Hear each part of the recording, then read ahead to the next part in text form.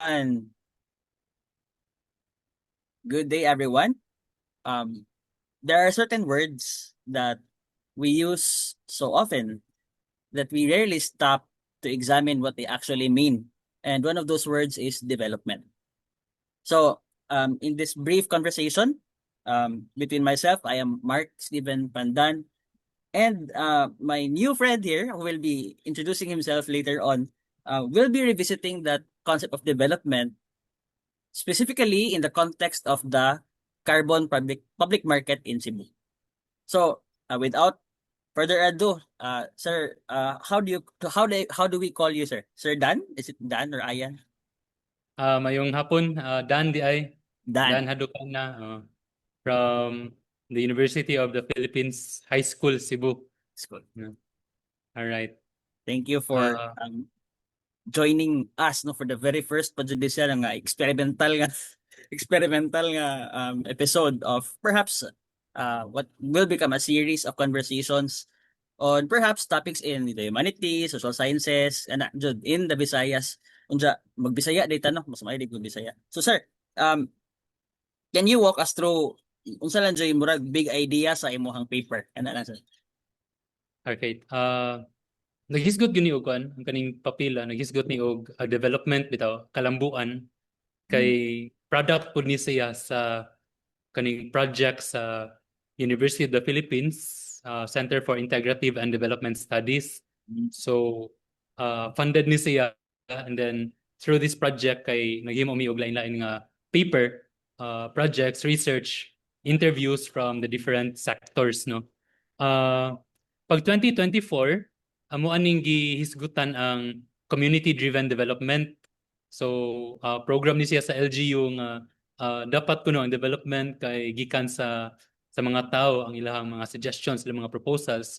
And then karon lang pag 2025 nga project namo murag we go beyond, no, sa community driven development o beyond LGU nga initiative, beyond sa mga governmental nga mga agencies ba.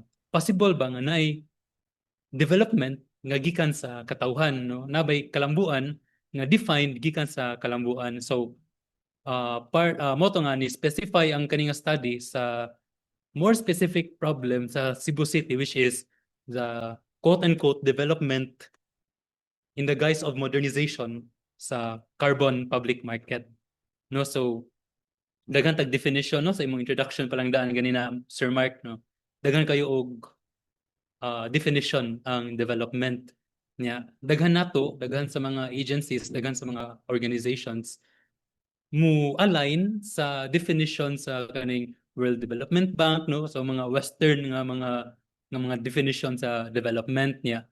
Usually kung mga tag mga ordinaryong tao, mga yanong tao nga sa kilid-kilid lang, moingon sila, no, or I think biktima pud ani nga kung na gani mga tall buildings, no, renovated nga mga infrastructures, nanindot nga mga karsada, para nila kalambuan ni siya.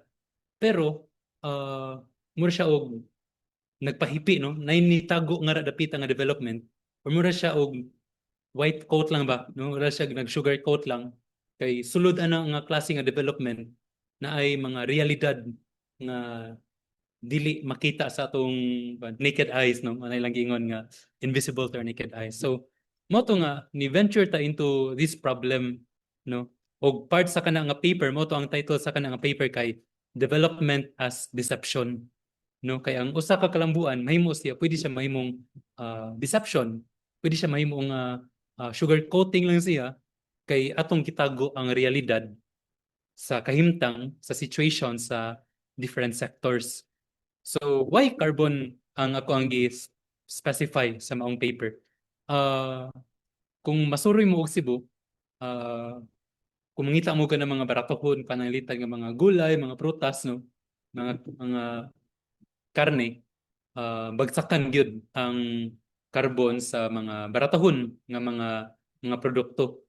So dili lang siguro ang nanginabang, no, dili lang mga vendors, mga kargador, mga workers, but every time siguro bisan asa sa city, kung masuroy ka karinderya, usually ang ilang angkatan ana nga mga produkto gikan gyud sa carbon. So mo to ako ang point pod sa paper nga biktima tang tanan no sa ilang gitawag nga uh, development as deception kung ma-push through ni nga mao nga kalambuan. But later on around pandemic man siguro to ni suway og sulod no, trying to renovate trying to beautify carbon market no, a certain construction company. So mao to nga ang gibuhat sa city government, gi-revise ang Cebu City Market Code na supposedly ang kanang carbon public na siya no, mo serve siya sa katawhan. But because to give way sa joint venture agreement with the construction company, ilan ning i-amend para ma-align sa construction company ang market no. So ang nahitabo nisaad or apil sa agreement no ang pag-beautify sa carbon. Bagong infrastructure, bagong building, nindot kuno kaayo, hapsay kuno. Pero sa pamaagi lang ni siya nga muling la sa mga tao. Paagi lang ni siya para modernization kuno, pero in reality mahimo siyang privatization. No, so murag modernization pero ninduton lagi nila ang building, ninduton lagi nila ang merkado pero nagpahipi po dana ang ilang pagpangwarta. Kaysa murag modernization niya, privatization. Now, arita sa theoretical nga bahin no. In 1964, si Ruth Glass ni coin siya og term nga gitawag og gentrification. Gentrification. So unsa man ang gentrification? Iyang gi-observe ang pagka-displace sa lower class para mo give way sa mga middle class.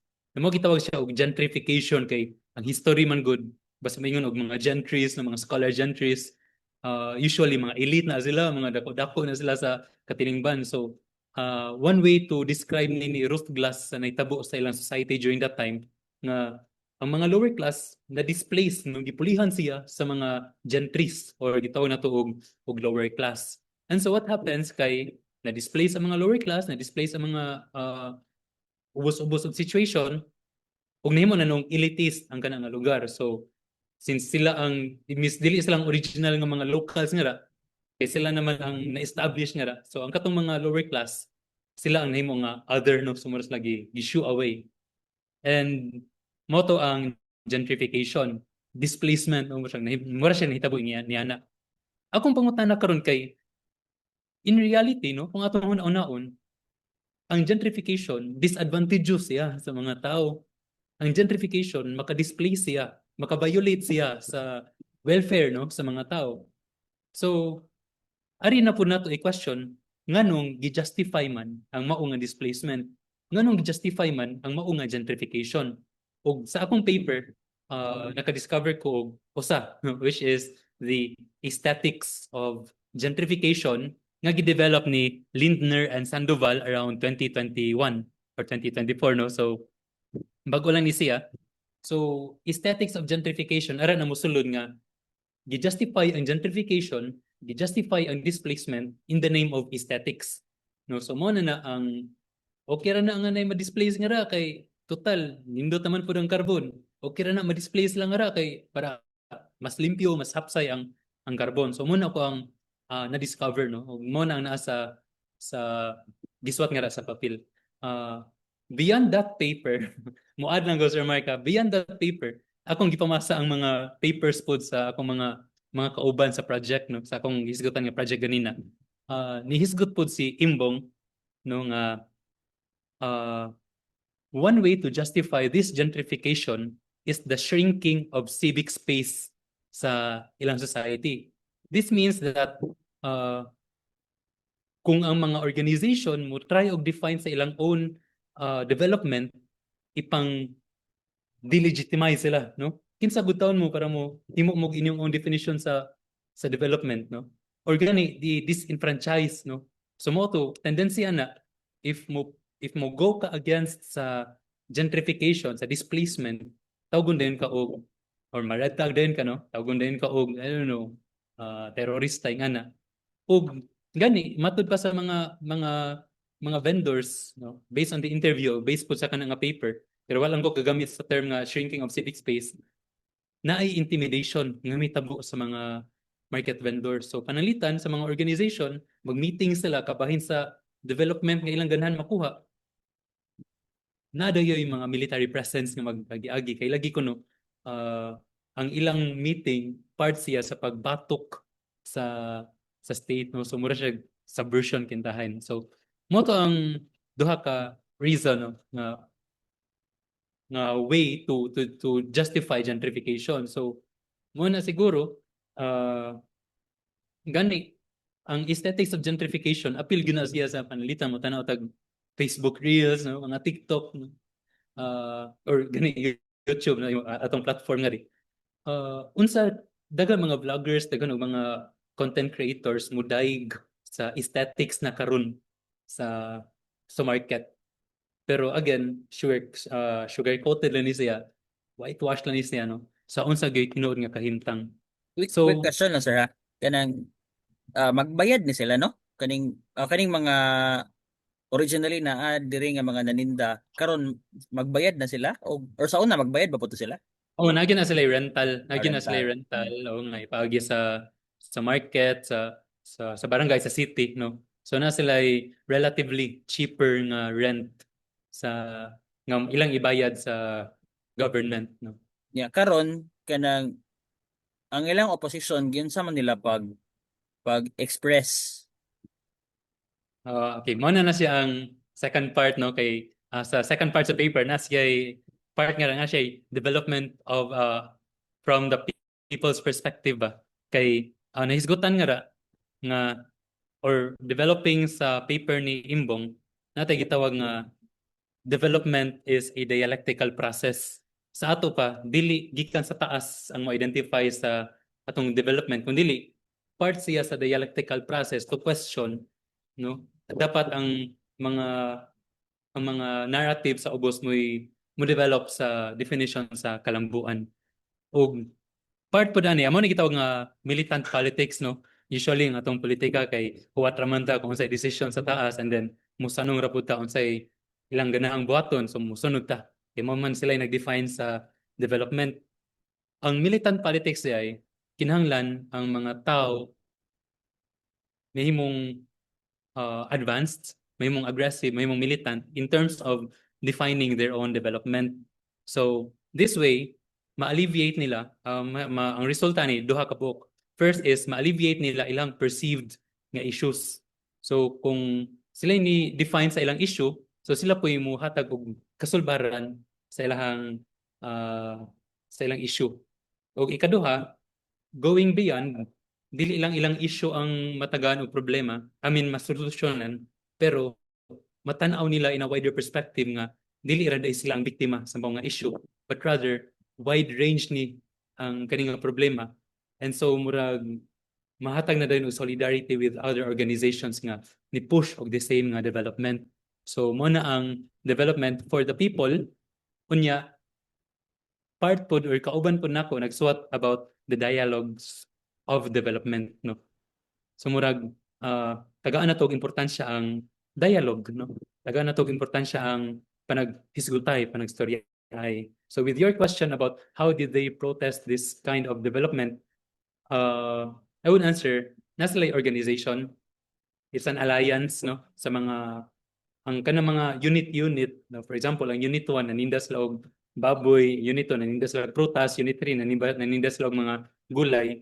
Na sila ilang different leaders, na sila ilang organization. Unya, their leaders naghimo sila og usa ka alliance nga mo represent sa tingog sa mga vendors sa carbon. So that alliance, through that these organizations nakahimo sila og ilang mga statements no kabahin sa ilang nakita nga problema o ilang kalambuan. Gani part sa paper naa sila'y nay usa ka architect, anonymous architect nga niduol nila o ni-propose sa ilaha og usa ka development no, usa ka nindot nga infrastructure establishment nga mo answer sa issue sa hugaw, gubot, ingana.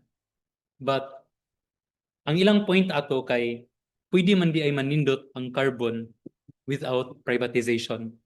pwede man di man nindot ang carbon nga gikan sa ilaha ang definition sa development. Kay na ay mga architect na ay mga kay mo arrange mo construct nga development for the people without the stain of privatization or unsa na nga ra. Mo to sa dialogues of development, dili lang siguro appeal ang dialogue within their organization. But ang importante pala ng dialogue, murag kang habermas ba? Public sphere. So, within them, nakasulti sila silang problema, nakadefine sila silang problema sa development. O I think outside, na ay mga campaigns nga ni-invite nila as sharers, as speakers behind sa ilang situation. And I think, no, I would like to commend Sir Mark for this. YouTube platforms, social media, even in the academe, even in research, even in journals, pwede siya mahimong dialogue, no? Pwede siya mahimong nga mo appeal ta sa people nga the kind of development should be coming from the people. I mean, should be defined by the people. And for example, since we have this weapon, instruments, no, to write, to do research, to interview, to speak in the academe, this way we can amplify, no, the voices nga ilang gisinggit, no. But as what they've said, lesser consultation ang ilahang nadawat gikan sa no, sa mga powerful. And so I think we take it as kang Chomsky pa, the responsibility of the intellectuals, no? The Oh. responsibility of learned. Kuan sir, kanang karon karon na privatize na dun sana Uh, or sa part man? po sa program sa MEd kay mga to may kani sa UP na mo nga Masters of Mm. Education. Mag-immersion mi nga to, magtanaw mi nga to sa ilang kahimtang. Naa na gyud nga to ang structure. I mean, naa na yung mga parts nga na demolish. Yan na po'y ongoing po ang construction sa kana nga part.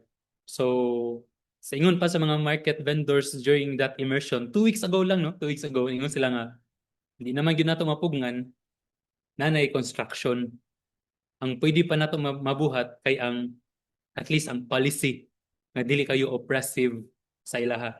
Example lang sa ilang oppressive nga policy, no? For example, ang pag-entry sa mga goods is for them karon barato lang. Pero inigsud sa if ma-privatize na ang mao nga structure, mas mumahal siya. So that means nga lesser na po sila makuha. I mean, basin pasakaan pa gani ang presyo. So ang point is natukod ang building but pwede pag yun mausap in terms of the policy na pwede nila, I don't know, less privatized or gani mo speak ang they are hoping for the government to at least to level down ba the kind of privatization nga ilahaon niya nga ma-experience. Thank you sir. Kuan din no nag MEd Social Studies karon sa UP Cebu. Kuan, nag-graduate na ako Ani 3 years graduate. ago. Currently teaching MEd students. Okay. So, So dadon mo imong students dito sa Carbon kay mag field kan mo mag mag-immersion, nindot mag-field, and na then their goal is to write a paper. Unsa? nindot kay na sa nga initiative jud ba. Mo pud akong kuan, mo pud ako na-realize ba nga pagka after ato nga immersion no, murag daghan kislag na learn bitaw Mm. more than classroom setting nga mga learnings. Nga na siya. Sige sir. Ani tagamay sa kanang gentrification and Hmm. imong gigamit ang concept ni Ruth Glass no kaning sa gentrification kanang um definitely dili ra gyud ang carbon public market tingali ang only example of that in at least in Cebu or perhaps diri sa Bohol kato nakadong ka diri sa USAP Summit no last year ba to sir no Last year, do you think unsay lain nga murag klaro nga example of this beyond the carbon market I think daghan ano kasi daghan gid kayo siya og pwede na to nga ma-apply ang kanang idea bitaw sa gentrification. Reclamation, di ba? Daghan na mga reclamation. Sometimes we jokingly said na, for example, kaya mga dagkong sunog sa kaning urban areas, city areas, Yan ay mga shared posts nga soon to rise mga condominiums nga na ba. So yan na nga demolition no. So ingan na siya nga klase nga mga kanang for example kaning dili gyud siya structure kani bitong jeepney phase out no. So Yes. Yes. mao siya nga moingon sila nga bati ang traditional jeep kay pugaw mo ni mauna but in reality kay kinahanglan di sa mga private or sa mga modern jeepney corporate cooperatives nga sila lay mo monopolize sa transportation sa Nindot to nga ang parallel na sir no kay aesthetics gihapon, di ba? Aesthetics aesthetics gihapon gyapon ang gi-present aircon kuno. aircon, no? Mo gigamit as mura ang excuse. Oo, Excuse jud siya. aircon Oh. mas nindot no. Mayingon sila nga ayaw na ng traditional jeepney kay tayaon na so yan na siya. I mean, wala may problema sa pag-modernize, no? But the problem there is kung ma-privatize, ma-monopolize, no? And kinsa, wala lagi na displace kay always man moving ang atong jeepneys but ang trabaho sa mga jeepney drivers, no? Kung gani, kung mo apply ko na sa trabaho for kanang modern jeepney, mahug na kuno nga trabahante na lang gid sila instead of maka-own sila og traditional jeepney. So, maingon sila lesser na ilahang pangwarta no if ma drivers la sa mga modern jeepney nga mga Ano ka na no? Nga mura mag ganang um at least mo go ta a little macro ba mm kanang ang natay tendency nga hilig gitag privatization tungod kay murag attractive siya at least to many policymakers sa Pilipinas. Is it oo. because lang nga kanang sa may murag structural gid nga rason nga ngano attractive man ang privatization? Is it because na sila makuha or naabay lahi nga reason or murag katod yung una mo ay phenomena? I think part ano kana mo ingon ta nga politicians naturally kay dato na gani isla niya mangita pag sila paagi para madato sila so I think in general not I think not all siguro no pero mangita sila paagi nga mas maka-gain more pag yun. Eh, most And likely I naman think jud nay ko ano, naman jud nay hatag gusto nga na. Oh, oh, buna. I think that's part of it. That's one. And then the second one is kay tungod dili maka-provide si government og public service. Kana jud ko. Example, why would students no education sector lang nganong mo-opt man ang mga students, ang mga parents, ang mga students nga paskwelahon ang mga anak og private schools because supposedly the public school free unta makahatag ana nga klase nga quality education kung nindot lang ang facilities kung ma-hire lang ang dagan nga mga teachers dili lang overloaded kay nga mga teachers. So, kay tungod dili maka-provide or di ganahan mo provide og mga public service ang kani nga mga tao. So mo to nga ma-privatize yun. Healthcare for example, no? Ask or kani nga question nganong dili man magpa-admit ang government official sa public hospitals. Nganong sa private man gyud, no? So, nga na. Kana transportation nagisgot ta ganina og jeepney kay walay tarong nga public transportation kay again for the capital yun yung kuan. Kato sir, about atong balik ta tas tagamay ha kay macro naman tano. Balik tagamay sa carbon nga public market. So the construction is ongoing naman jud di na ma-stop. So wala tay mahimo adto so policy na lang ang atong chance tingali nga dili kaayo oppressive to them. Unsa kay porma ng nga policy? Na sila murag gipang ingon kung unsay porma ng nga policy nga dili oppressive for them murag ma-minimize na lang gamay yeah ang effect towards them. Na sila giingon nga proposal nga na. Kuan lang ila lang gitry og compare ang the previous one ug ang possible proposal sa new carbon market. So, for example, sa usa ka stall, usa ra ka vendor ang naka-own ana, I mean naka-rent ana. So, 24 hours pwede nila makabilin sa ilang lugar ngadto, sa ilang stall o ilang mga baligya no. O tanon nga wala na baligya, store nila ngadto. Ibutang og kanang how do you call that? Kanang karton nga or kahoy nga gi crate, yeah, crate in English. So gibutang og crate at itapok. Sa karon nga arrangement sa usa ka stall, tulo na kabuok ang mag-share shifting ilang method. So that would mean nga after your shift kinahanglan limpyo gyud na imong mga lugar nga means that dili na di na siya maglisod na og butang ang mga tindera nga do kay they need to evacuate man, no? They need to vacate the area para to give way na po sa next shift. Another is building, no, building design sa carbon.